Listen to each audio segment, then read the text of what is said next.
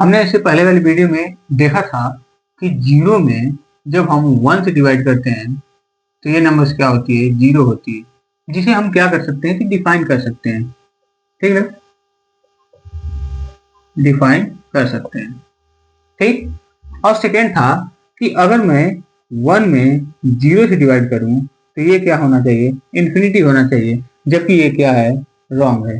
ठीक है ना, स्कूल में बताया जाता है कि 1 में अगर 0 से डिवाइड कर दे तो ये इन्फिनिटी हो जाता है, जबकि मैं बता रहा हूं कि ये अनडिफाइंड होता है, अनडिफाइंड होता है।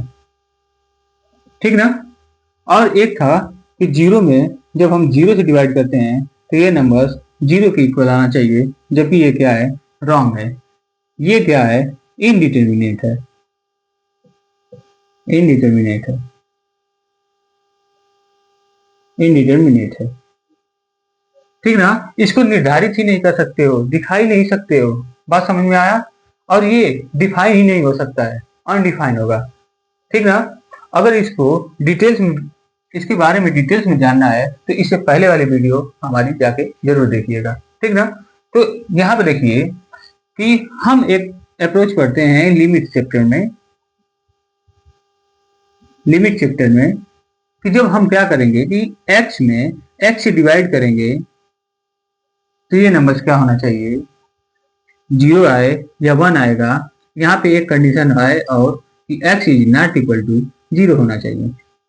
ठीक ना, तो जब हम इस प्रकार के क्वेश्चन को लगाते हैं लिमिट चैप्टर में तो हम क्या रखते हैं कि x टेंड्स टू 0। मतलब क्या कि यहाँ पे x की वैल्यू क्या है, टेंड कर रही है, 0 की तरफ जा रही है, बट एग्जैक्ट 0 नहीं है। बात समझ में आया? मतलब क्या कि अगर मैं क्या करूंगा कि x की value x divided by x की वैल्यू अगर मैं रखूंगा 0.00000001, ठीक ना, तो वही सेम टू सेम क्या करूंगा कि इसके डिनोमिनेटर में भी लिखूंगा, मतलब कि 0.00000001। ठीक ना, ये नंबर्स देखो 0 के एग्जैक्ट इक्वल नहीं है, 0 से थोड़ी सी बड़ी है।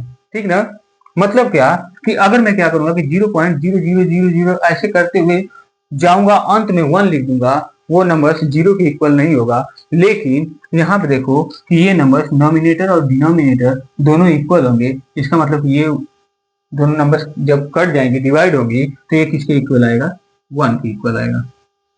बात समझ में आया? अब देखना ध्यान से कि सेकंड प्रॉब्लम क्या है कि अगर मैं एक्स स्क्वायर में एक्स से डिवाइड कर दूंगा तो क्या आएगा, एक्स आएगा। कंडीशन क्या है कि x is not equal to 0 होना चाहिए।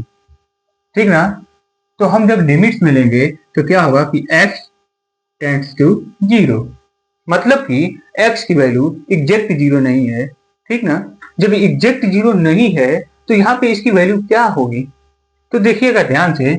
अगर मैं क्या कर दूं कि यहाँ पे मान लू x और यहाँ पे मानूंगा क्या, x square divided by x is equal to x.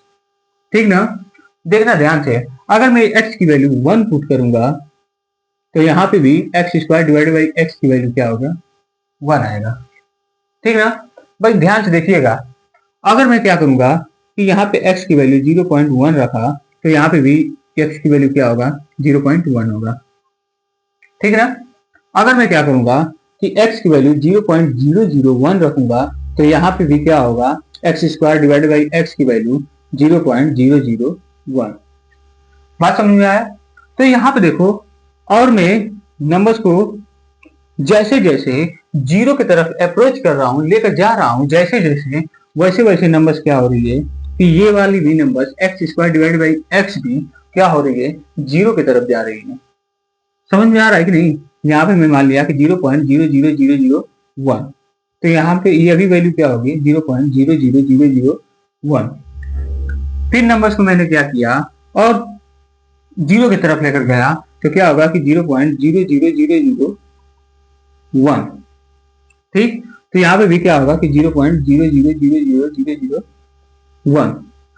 इसका मतलब क्या कि ये नंबर्स जैसे जैसे 0 की तरफ x की वैल्यू जैसे जैसे 0 की तरफ अप्रोच करेगी तो x square divided by x की वैल्यू वैसे वैसे क्या करेगी, 0 की तरफ अप्रोच करेगी।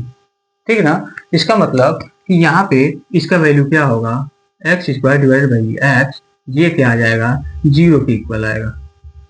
बात समझ में आया कि नहीं? बात समझ में आया कि नहीं? तो मैं उम्मीद करता हूँ कि आपको ये डाउट बहुत अच्छी तरीके से समझ में आया होगा। तो मिलते हैं नेक्स्ट वीडियो में, तब तक के लिए खुश रहें, मस्त रहें, और हाँ, अपनी पढ़ाई जरूर करते रहिएगा, ठीक ना? बाय।